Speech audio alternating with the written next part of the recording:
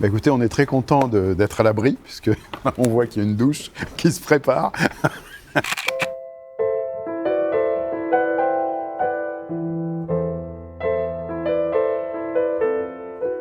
Alors, on est ravis de revenir en Chine. On est déjà venu plusieurs fois, mais il y a longtemps, bien avant le Covid. Et puis, à chaque fois qu'on revient, on est étonné par la façon dont ça évolue. Les toutes premières fois où le trio Wanderer est venu en Chine, la musique classique c'était il y a plus de 30 ans. Et la musique classique n'était pas encore complètement à la mode. Et donc, c'était un peu compliqué.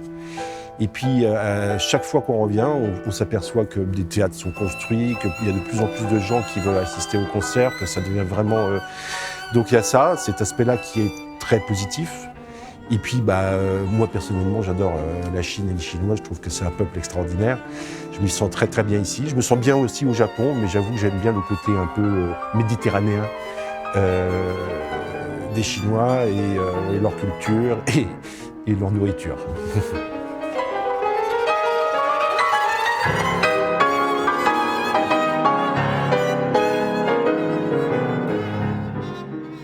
Il y a un développement extraordinaire. On voit des bâtisses exceptionnelles, des gratte-ciel exceptionnels.